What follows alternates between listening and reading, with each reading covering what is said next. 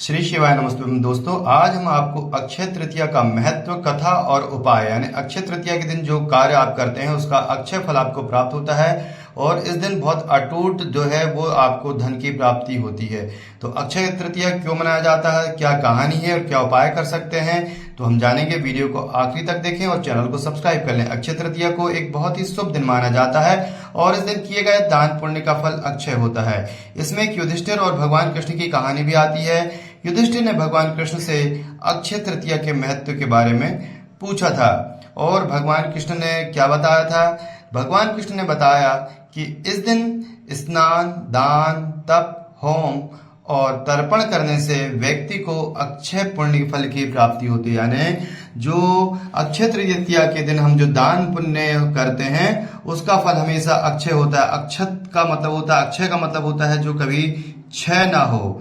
तब युधिष्ठिर को भगवान कृष्ण ने अक्षय पात्र भी दिया था जो कभी खाली नहीं होता था।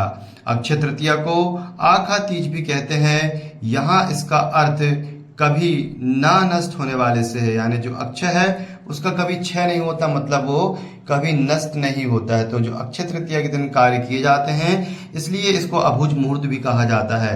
अविनाशी मुहूर्त या अभुज मुहूर्त, अतः हिंदू धर्म शास्त्रों के अनुसार पूरे वर्ष में 3.5 अभुज मुहूर्त होते हैं। यानी कि 3 जो मुहूर्त होते हैं इसमें आपको किसी भी बात का विचार नहीं करना चाहिए और इस दिन किया हुआ जो कार्य होता है उसका अनंत पुण्य प्राप्त होता है। तो यहाँ पर ना दिन देखने की जरूरत होती है, ना नक्षत्र होती है। और ये दिन जो होते हैं 3 दिन, जैसे हम नक्षत्र शुभ कहते हैं, घड़ी कहते हैं, शुभ मुहूर्त कहते हैं। तो इसमें सबसे पहला होता है चैत्र शुक्ल प्रतिपदा यानी कि जो बैठकी होता है, दूसरा होता है विजयदशमी और तीसरा होता है अक्षय तृतीया यानी कि विजयदशमी और अक्षय तृतीया।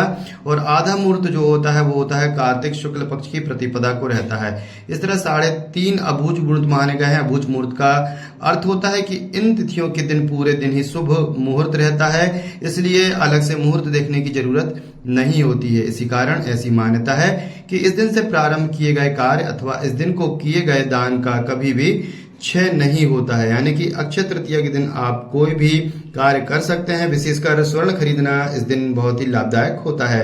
अक्षय तृतीया को क्यों इतना शुभ माना जाता है, इसको लेकर हिंदू धर्म में कई पौराणिक मान्यताएं चली आ रही हैं। ऐसा कहा जाता है कि इसी दिन त्रेता युग का आरंभ हुआ था, यानी कि जो त्रेता युग है उसका आरंभ भी यही यानी इसी तिथि से माना जाता है और इसी दिन से महाभारत लिखने का भी शुभारंभ हुआ था।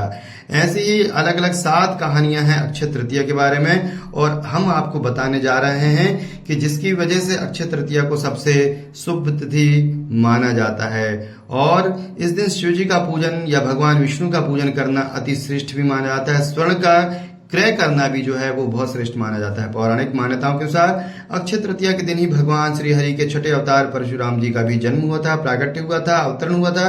ब्राह्मण होते हुए भी ये स्वभाव से काफी आक्रामक और गुस्से वाले माने जाते हैं। इनके अंदर ब्राह्मण होते हुए भी क्षत्रियों वाले गुण थे। तो अक्षय तृतीया का एक विशेष महत्व इसलिए भी है क्योंकि इस दिन परशुराम जयंती होती है जो कि ब्राह्मणों के सर्वश्रेष्ठ माने जाते हैं और जो कि क्षत्रिय गुणों से भी युक्त थे। अक्षय तृतीया की एक कथा के अनुसार प्राचीन काल में एक धर्मदास नामक वैश्य था। धर्मदास अपने परिवार के साथ एक छोटे से गांव में रहता था।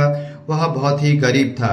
वह हमेशा अपने परिवार के भरण पोषण के लिए चिंतित रहता था। उसके परिवार में कई सदस्य थे।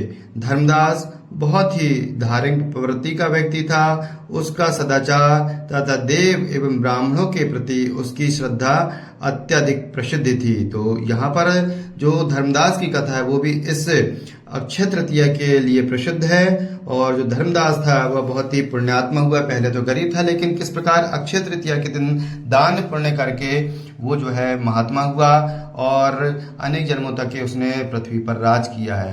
तो अक्षय तृतीया व्रत के महत्व को सुनने के पश्चात उसने अक्षय तृतीया पर्व के आने पर सुबह जल्दी उठकर गंगा में स्नान किया। तो आप भी अक्षय तृतीया के दिन ये कार्य कर सकते हैं और विधि पूर्वक देवी देवताओं की पूजा की। व्रत के दिन सामर्थ्य अनुसार जल से भरे घड़े यानी कि इस दिन जो घड़ा होता है उसकी पूजन अवश्य की जाती है। जल से भरे हुए घड़े की पूजन की जाती है। पंखे जो सत्तू, चावल, नमक, गेहूं, गुड़, घी, दही, सोना तथा वस्त्र आदि वस्तुएं भगवान के चरणों में रखकर ब्राह्मणों को अर्पित की जाती हैं। तो इन चीज़ों को ब्राह्मण या मंदिरों में दान करके, अर्पित करके आप जो अक्षय तृतीया का फल है उस महत्व को, फल को प्राप्त कर सकते हैं। यह सब दान देखकर धर्मदास के परिवार वाले तथा उसकी पत्नी ने उसे रोकने की कोशिश की। उन्होंने कहा कि अगर धर्मदास इतना सब कुछ दान में दे देगा तो उसके परिवार का पालन पोषण कैसे होगा। फिर भी धर्मदास अपने दान और पुण्य कर्म से विचलित नहीं हुआ और उसने ब्राह्मणों को कई प्रकार का दान दिया। उसके जीवन में जब भी अक्षय तृतीया का पावन पर्व आया, प्रत्येक बार धर्मदास ने विधि से इस दिन पूजा की एवं दान आदि कर्म किया। अनेक पूजा पाठ किए और अक्षय तृतीया के दिन जो उसने पुण्य किए थे उसके कारण वो जो है हमेशा के लिए प्रसिद्ध हो गया। अनेक रोगों से ग्रस्त था। वृद्ध होने के उपरांत भी उसने उपवास करना और धर्म कर्म और दान पुण्य किया। यही वैश्य दूसरे अगले जन्म में, यानी जो उसका अगला जन्म हुआ था उसमें कुशावती का राजा हुआ था। मान्यता है कि अक्षय तृतीया के दिन किए गए दान पुण्य व पूजन के कारण वह अपने अगले जन्म में बहुत धनी एवं प्रतापी राजा बना। वह इतना धनी और प्रतापी राजा था कि त्रिदेव तक उसके दरबार में अक्षय तृतीया के दिन ब्राह्मण का वेश धारण करके उसके महायज्ञ में शामिल होने आते थे। तो इस प्रकार ये धर्मदास की कथा है और धर्मदास जो है वह इस प्रकार प्रसिद्ध हुआ। अक्षय तृतीया का उसने व्रत किया, पूजन किया। किस प्रकार अक्षय तृतीया का पूजन करते हैं कि कुंभ यानी कि जो घड़ा होता है उसको भरते हैं, कलश भरते हैं, कलश के ऊपर कलश रख करके और दीप जला करके भगवान का पूजन किया जाता है। इससे आपका जीवन जो होता है वो जो निरोगी स्वस्थ होता है, अक्षय धन की प्राप्ति होती है। अपनी श्रद्धा और भक्ति का उसे कभी घमंड नहीं हुआ। वह प्रतापी राजा महान एवं वैभवशाली होने के बावजूद भी धर्म मार्ग से कभी विचलित नहीं हुआ। ऐसा माना जाता है कि यही राजा आगे जन्म में भारत के प्रसिद्ध सम्राट के रूप में भी पैदा हुए थे और इसने काफी जो काम है वो भारत में करवाए। तो इस प्रकार अक्षय तृतीया का जो महत्व है, इस दिन आप शिव जी का, भगवान विष्णु का पूजन कर सकते हैं और इस दिन खीर बनाने का विशेष महत्व होता है।